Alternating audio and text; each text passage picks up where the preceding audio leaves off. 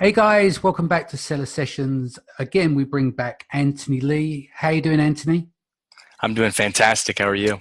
Yeah, good. So today we're going to be speaking about failed products, all the stuff that we can learn from those. As I always say with these sessions to address, um, there is nothing wrong with a product going sideways. It's part of what really happens. And I know that we're always presented with this front line that everything's magical and you're infallible, but it's pretty much not true. Everyone's going to get a dud product from some point in their career, and there's so much that you can learn from that. So hopefully Anthony, as he always is honest and spills the beans. Tell us about the product, Anthony. Okay. So I've actually had more than one dud product, Well, we'll unfortunately. save that for another show, but let's do this one, Yeah, and yeah, then we yeah. can do part 2, 3, 4. No, I'm joking. Yeah, go on. Well, I was just saying, like you were saying, everybody's going to get a dud product. Sometimes it happens multiple times, Yeah, I've and got a few. sometimes that can just be nature of the beast, and then sometimes it can be because you're so stubborn-headed, like I was. You're making the same poor decision repeatedly. Yeah. So that's kind of that's a little bit of the underlying lesson today. But the one product I decided to focus on, though, was the most expensive, the one that cost me the most money and Yeah. trouble. Yeah. So I'm in the baby space, and I was one of the first private labelers on Amazon to pioneer the private label baby carrier. Yeah. It's a fantastic product. It's also a heavily regulated product. And when I got into the space, nobody was doing that because it's expensive to get the testing. It's expensive to get insurance. I mean, baby products insured that are made from China. Like everybody I talked to was quoting me way too high. And but I mean, I've forged through that and actually entered that space, and it was really lucrative for a time. But I hit some stumbling So, blocks, and one so of them. before we get into that, because there's stages to these questions, I'd like to ask so people can get the maximum out of it, or hopefully get the maximum out of it. Is I always like to ask the question, what made you choose that product? Because we all psychologically, we're all built differently. We have our different nuances and reasons and why, you know, I wouldn't put the same products as you and vice versa. There's a reason. So why did you select this product? What made you go, that's a winner? So I had been in the space for a while. And the reason why I chose this particular product that ended up failing miserably was because I had seen this industry work, this product work, this niche work, and I was aiming to build a better product. Like, so this was actually my baby. This was me putting, sweat and tears in designing a better product. And so that's why I picked it. I guess step back a second and answer that question rationally.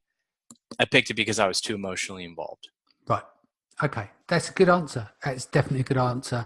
And did you see also with that as well, did you have Green Eye Monster, see lots of money in it? And so you'd thought to do that as a higher price. It's also out the reach of some sellers who don't have cash flow, blah, blah, blah.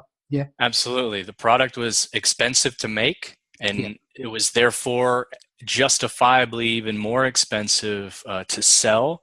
I saw this as being the breakthrough. See, what motivated me was at the end of the day, private labeling is a fantastic business model, and it really works.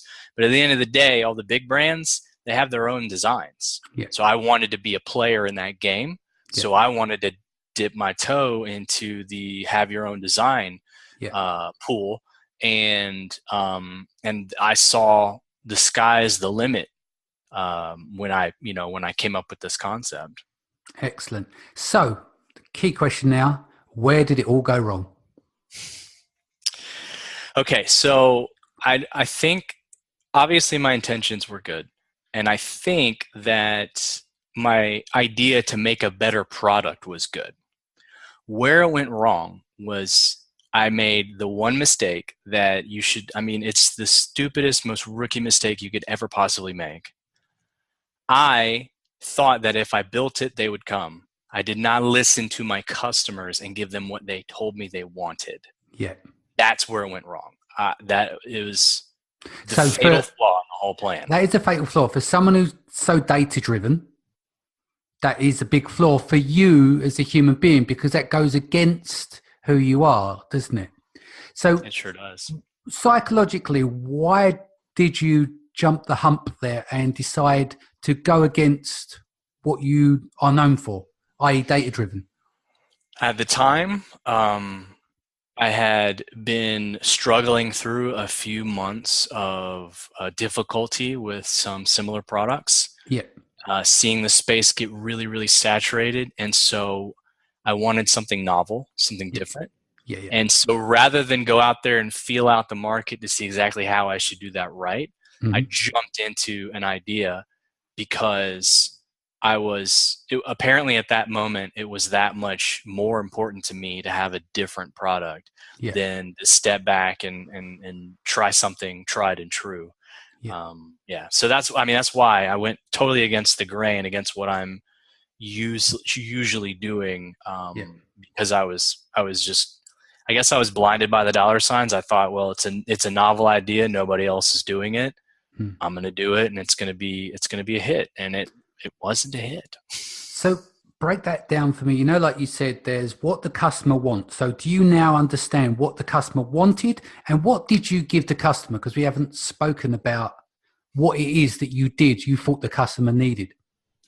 Well, I started with modifications that the customers wanted, right? So I mined all of my reviews. I mean, I was always in there with the customers, and every return I sent a message asking, what went wrong, and I was just so in their head.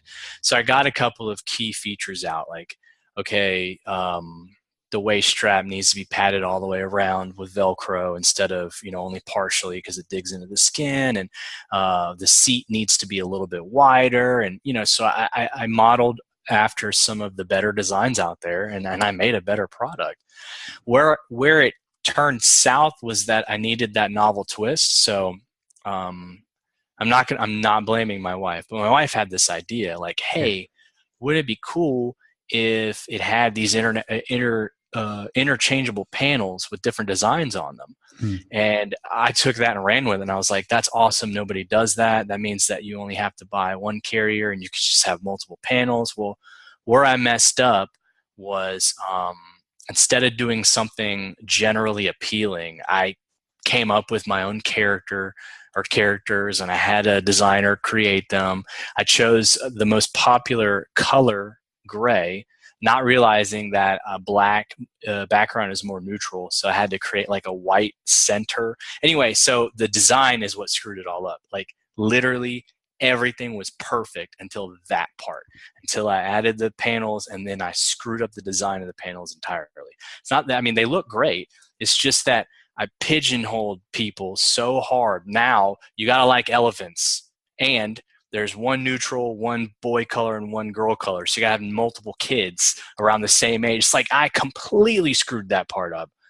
And so that's where it went south, and that's how I completely messed it up. I've actually gotten that feedback from people too. They've been like, man, this is such a good product, if only for this part. Yeah. So one of the big things is that we know is that as entrepreneurs, if you like, or business owners, our two biggest things that we need to manage is our time and our cash flow. So there's always a fallout in terms of repairing stuff. Like I always find that if I really screw up, it's 6 months to put it straight. Although you're working on everything else, it takes up 6 months of mind space. How much did it cost you in time, and how much did it cost you financially? I probably spent a solid 2 to 2.5 months in design. And what about clear up? So the design part was just, 2.5 months. And then after that, putting a lot of effort into marketing and then attempting to recover was at least an additional 5 or 6 months. Yeah. So I lost quite a few months in this, and that part alone sucks. But the financial blow was the biggest. Actually, the product itself, just the product before shipping, before Amazon fees, was $22,000. And literally all of that Hmm. is just wasted. Like there's no recovery of maybe a small portion of that. But the recovery barely covers everything else. So we have at least, like what, 4,000 or 5,000 in shipping and customs. And then beyond that, every unit, because the products are so expensive, has cost a tremendous amount from Amazon. And I ran so many promotions. So, all total was probably a solid 35,000 kind of just blown out the window. Yeah. No, I mean, that's always tough to, just recently, I think we lost about 15 grand across a couple of things. But what pissed me off the most was the time. It weren't the 15 grand. You can survive that. Some people can, some people can't. There are bigger, higher rollers that do 100 grand and, but 15 grand is like, you don't want to lose that every week, but it's still a dent. For me, it's the time because you can re-earn money, but you can't buy back time. So yes. What's interesting here is like, did you allow psychologically is like, right, there's no turning back now. Now, you're one of the brightest minds in the game in terms of ranking. You work with and run or work for a ranking business. So it's going back to that emotional thing, isn't it? Like you said, you run loads of promotions because I think the danger here as well is what people do is that if you're not careful, like you can run a promotion, you can rank, which is not the easy part, but easier. It's when it needs to stick. And then when it doesn't stick, what do you do then? And talk me through that process a little bit. I imagine you ranked it almost straight away. And then what was the feeling like on the organics? You're going, where's the organic sales and what happened there? So that's exactly right. Out the gate ranking was fine because that's obviously something that I have easy access to. Yeah. The problem is the product was priced too high, and it wasn't a product people wanted. So those organic sales didn't happen. And this is when I learned. Honestly, I see so much data, but I learned so much more about Amazon's algorithm and all of this stuff through my own failures. Yeah. Because I see it from a different perspective than, because we see when things work or don't work, but we never really see why unless we can be in the Seller Central ourselves going, okay, what's going on? Where are these, conversion rates and sessions? Like what's happening? Yeah. And I discovered a really interesting thing.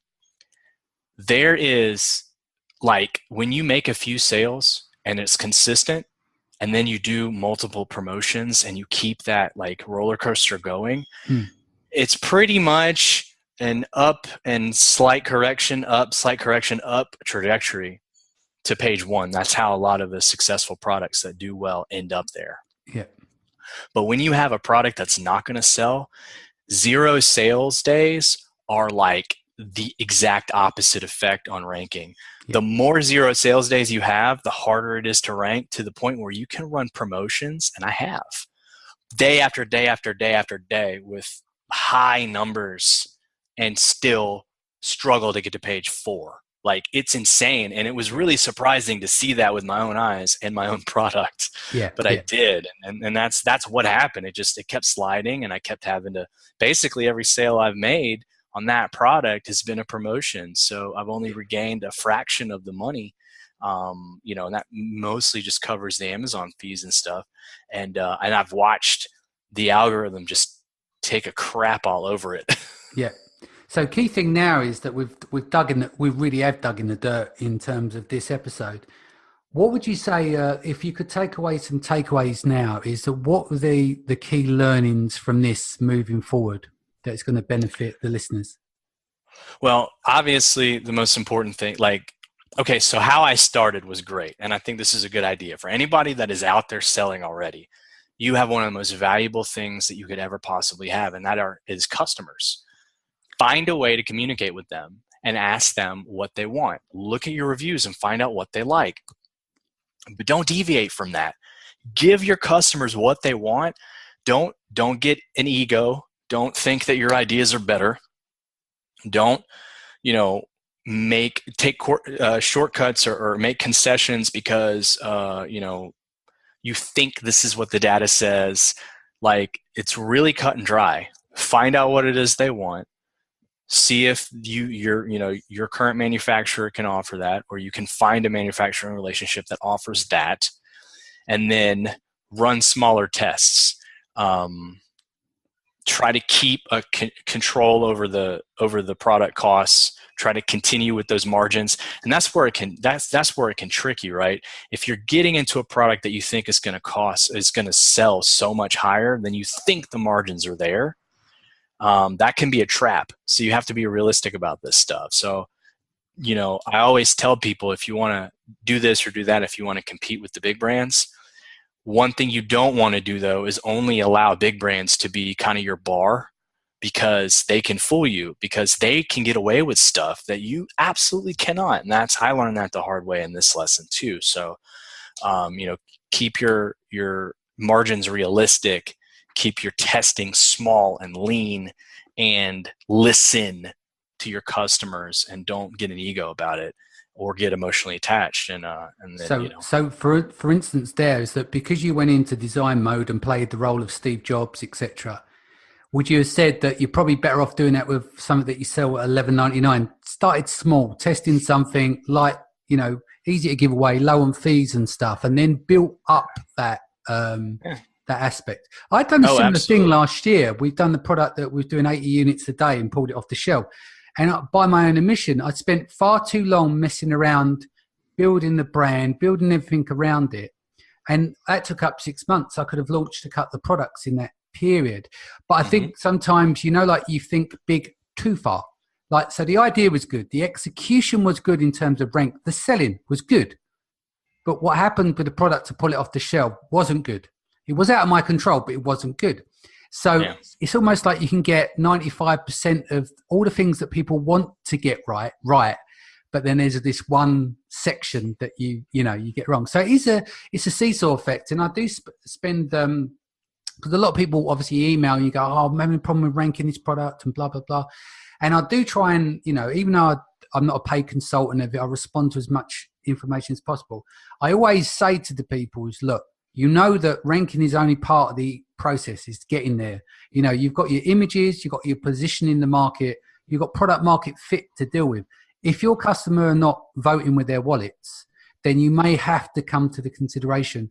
It's not that your competitors are doing X, it's the fact that people don't want your product. And that's the biggest downfall that you're going to face. But then you've got to pick yourself up like we do. You move on to the next product. You've got to be able to recover from this, So, no, this has been a great episode to understand. So with all this in mind, what are the 3 key criteria you have in place when you're sourcing newer products now? So this was a great lesson for me, because it really turned things around in my approach. So now one of the most crucial kind of key points for sourcing new products is I never lose sight of what's important, and what's important is keeping cash flow. So instead of being all 100% totally unique design brand driven, now I am keeping that cash flow avenue open. So the first step is, I differentiate between the two. Is this a cash flow product, or is this a product to build out my brand? But I keep both of those, and then I'm very clear on which one I'm doing. So that's an important point. The other important point is I keep everything lean now. I would rather, and I mean, it's, losing time sucks, and I hate being out of stock, but I would rather play the game of putting 1, 2, 3 initial orders in for only 1,000 units, running low and scrambling to get more before I make the decision to jump to 5,000 units. Yeah, I would rather do that than just jump with both, head first and get the 5,000 units after the second order, thinking that that's what's going on, and not realizing there's like seasonality and there's, market fluctuations, and then being stuck with 3,000 units in long-term storage. Yeah. So, which you've got to pull out at 50 cents a unit or whatever it is. Exactly. Or forget about it and take the hit, which is wow. So yeah, like that's key number 2 is keep it lean. And then, the third key, if I'm going down that path of brand building products, I'm either going to do a crap ton of market research before I actually place a big order, or I'm just going to listen to my customers and not deviate from that. So those are now the 3 driving points anytime I source a new product. Is it safe to say you've created a new spreadsheet that you work from now? Do you? You've got like new, not that we'll discuss full details here, but you've got new data points that you work to, which gives you the information you need the other end to make that informed decision. Yeah, I have a new spreadsheet, one that I'm still testing, but it's actually something that I do want to share with people because I feel like product methodologies that work is probably one of the most valuable. Like a lot of people teach a lot of things in this industry, and I think that a lot of these lessons are great, but one of the most profitable lessons you can learn is a solid product methodology. That's something that coming into this industry I wasn't actually given. And so if I could refine the one that I'm working on now, I would love to actually share that with people because I think it would be really beneficial. But it's not there yet. I really do have to tweak it to make sure that it's worthy. Yeah, sounds good. Final question. If you could impart some final advice to the members of our audience, what is the one thing that you would tell them? The one thing is something I think I've mentioned a couple of times already during this session, and that is communicate with your customers, communicate with your audience. If you're not selling yet, you still have an idea of what your market's going to be, communicate with those people. Keep that line of communication open and listen to them. You will never get more valuable information from anybody than people in that market that already vote for these types of products with their wallets. That right there is the gold. And as long as you don't deviate from that and you actually listen to what they have to say and you give them what it is that they're asking for, I mean, you can't go wrong. And that's what the big, good, smart companies do. That's what companies like Apple does. And if they're $1 billion companies doing it, you should be doing it too. Yeah, I mean, when Steve Jobs was around, he had that saying, I'll have to paraphrase, but basically the customer doesn't know what they want. You have to show them what they want. But I think since Cook's taken over, that's changed and they have a different approach to their products now. But he was a one-off. He's an Elon Musk and stuff. And so we've got to realize that we're Amazon sellers. We're not Elon Musk trying to put people on Mars, are we? So let's leave it there. Leave it on a high note. It's been a fantastic session. If people want to be able to reach out to you, Anthony, best way to reach you. I would. I have a bunch of different email addresses. Obviously Anthony@sixleaf.com. But I want to encourage people to actually to hook up with me on Facebook, just because I'm really easy to find there. Anthony Lee is on Facebook. The unofficial Anthony Lee page is also there. You'll see my face and all of these things. Whatever way you find me on Facebook, go ahead and reach out because it's really easy. Since my mobile device has Messenger and it's way too accessible. I spend way more time on there than I should, but it's mostly for business. Yeah. So feel free, hit me up. Sounds good. Thanks for joining us again today, guys. Anthony, again, thank you for joining us. I look forward to having you back. See you later. Take care. Thank you.